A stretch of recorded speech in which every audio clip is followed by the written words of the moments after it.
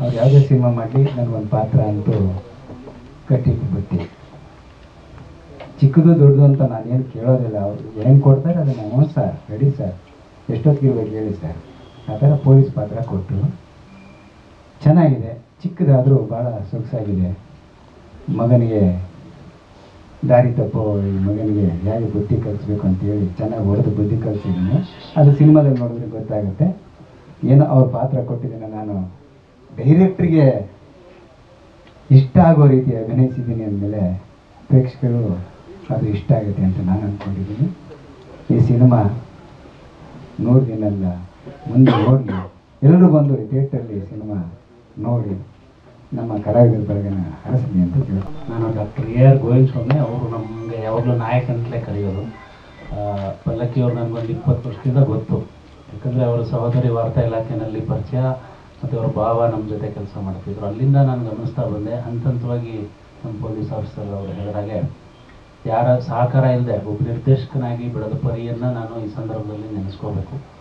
ಇವತ್ತು ನಮ್ಮ ಕರ್ನಾಟಕದ ಕಲ್ಚರು ಹೆರಿಟೇಜನ್ನು ಬಿಂಬಿಸುವಂಥ ಸಿನಿಮಾ ಮಾಡೋ ನಿರ್ದೇಶಕರೇ ಕಡಿಮೆ. ವಿದೇಶಕ್ಕೆ ಹೋಗಿ ನಾವು ಸಿನಿಮಾಗಳನ್ನು ಮಾಡಿ ದೊಡ್ಡಸ್ತಿಕೆ ನಮ್ಮದು ಅಂತ ಹೇಳೋದಕ್ಕಿಂತ ನಾನು ಹೇಳೋದು ನಮ್ಮ ಬೇರಿನ, ನಮ್ಮ ಮಣ್ಣಿನ, ನಮ್ಮ ಕಲ್ಚರು ಹೆರಿಟೇಜ್ ಏನಿದೆ ಅದನ್ನೇ ಜನಕ್ಕೆ ರಾಷ್ಟ್ರಮಟ್ಟಕ್ಕೆ ತೆಗೆದುಕೊಂಡು ಹೋಗುವಂಥದ್ದು ಪೈಕಿ BV ಕಾರಂತರ ಥರ ಇಲ್ಲಿನ ಒಂದು ಸಣ್ಣ ಸಣ್ಣ ಧ್ವನಿಯನ್ನು, ಬುಡಕಟ್ಟಿನ ಒಂದು ಧ್ವನಿಯನ್ನು, ಅಲೆಮಾರಿಗಳ ಒಂದು ಧ್ವನಿಯನ್ನು ಅಂತಾರಾಷ್ಟ್ರೀಯ ಮಟ್ಟಕ್ಕೆ ತೆಗೆದುಕೊಳ್ಳೋ ಹಾಗೆ ಪಲ್ಲಕ್ಕಿಯವರು ಕೂಡ ಅವರ ಪ್ರಯತ್ನ ಇದೆಯಲ್ಲ ಅದನ್ನು ನಾನು ಶ್ಲಾಘಿಸಬೇಕು. ಈಗ ನಾನು ನೋಡಿದೆ ಬರೀ ಆ ಧ್ವನಿ ಒಂದನ್ನು ಕೇಳಿದ್ರೆ, ಮತ್ತು ವಿಷ್ಣುವರ್ಧನ್ ಅವರ ನಮ್ಮ ಚಿತ್ರದುರ್ಗದ ನಾಗರಾವಿನ ಕಥೆ ಇರ್ಬೋದು, ಒಬ್ಬ ದಲಿತ ಮಹಿಳೆಯ ಕಥೆ ಇರ್ಬೋದು, ಅವೆಲ್ಲ ಒಂದಕ್ಕೊಂದು ಸಂಬಂಧ ಇರುವಂಥದ್ದನ್ನು ನೆನೆಸ್ಕೊಂಡಾಗ ನಮ್ಮ ಹಿರಿತನ, ನಮ್ಮ ಕನ್ನಡತನ, ಈಗ ಕನ್ನಡಕ್ಕೆ ಬೇರೆ ಕಡೆ ಯಾಕೆ ಅವಮಾನ ಮಾಡ್ತಾರೆ ಅಂದರೆ ಕನ್ನಡಿಗರು ಯಾವುದರಲ್ಲೂ ಕಡಿಮೆ ಇಲ್ಲ ಅನ್ನೋದನ್ನು ಪಲ್ಲಕ್ಕಿಯವರಂಥ ನಿರ್ದೇಶಕರು, ಅದರಲ್ಲೂ ಬೌದ್ಧಿಕ ನಿರ್ದೇಶಕರು, ಯಾರು ಬೇಕಾದರೂ ನಿರ್ದೇಶಕರಾಗ್ಬೋದು ಅಂತ ನಾವು ಅಂದ್ಕೊಂಡಿರ್ತೀವಿ. ನಿರ್ದೇಶಕ ಅನ್ನೋದು ಬಂದಿದ್ದೇ ಇತ್ತೀಚೆಗೆ. ಎಲ್ಲ ನಮ್ಮ ಬ್ಯಾಲೆಗಳಿಂದ, ನಾಟಕಗಳಿಂದ ಬಂದು ಮತ್ತು ಸಿನಿಮಾಗೆ ಬಂದಂಥ ಪ್ರವೇಶ ಮಾಡಿರೋಂಥ ನಿರ್ದೇಶಕನಿಗೆ ಚಾಲೆಂಜಸ್ಸು ಬೌದ್ಧಿಕವಾಗಿ ಬೇಕಾದಷ್ಟಿದೆ. ಸ್ಟಡಿ ಮಾಡಬೇಕು, ಸಂಶೋಧನೆ ಮಾಡಬೇಕು, ಒಬ್ಬ ಕಾರ್ಪೆಂಟರ್ ಕೆಲಸ ಮಾಡಬೇಕು, ಎಲೆಕ್ಟ್ರಿಷಿಯನ್ ಕೆಲಸ ಮಾಡಬೇಕು, ಬೌದ್ಧಿಕವಾಗಿ ಒಬ್ಬ ಮೇಸ್ಟ್ರು ಕೆಲಸ ಮಾಡಬೇಕು, ಚಿಂತಕರ ಕೆಲಸ ಮಾಡಬೇಕು, ತತ್ವಜ್ಞಾನಿಗಳ ಕೆಲಸ ಮಾಡಬೇಕು. ಈ ಎಲ್ಲವನ್ನು ಬಿಟ್ಟು ನಟರಾಗಬೇಕು.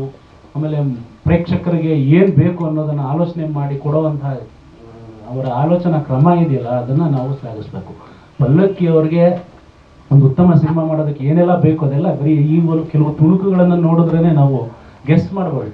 ಕ್ವಾಲಿಟಿ ಕೊಡದೆ ನಾವು ಒಂದು ಅಂತಾರಾಷ್ಟ್ರೀಯ ಮಟ್ಟದ ಸಿನಿಮಾವನ್ನು ನಾವು ಮಾಡ್ದೇ ನಾನು ಕಳ್ಕೊಂಡೆ ಅಥವಾ ನಾನೇನು ಸಾಧಿಸೋಕ್ಕಾಗಲಿಲ್ಲ ಅನ್ನೋರ ನಡುವೆ ಈಗ ಸಾಕಷ್ಟು ಕಾಂತಾರ ಇರ್ಬೋದು, ಬೇರೆ ಬೇರೆ ಅಣ್ಣವ್ರ ಸಿನಿಮಾಗಳಿರ್ಬೋದು, ಇದೆಲ್ಲ ಗಮನಿಸಿದಾಗ ಪಲ್ಲಕ್ಕಿಯವರು ಯಾವುದರಲ್ಲೂ ಕಡಿಮೆ ಇಲ್ಲ. ಅವರಿಗೆ ಪ್ರೋತ್ಸಾಹದ ಅಗತ್ಯ ಇದೆ.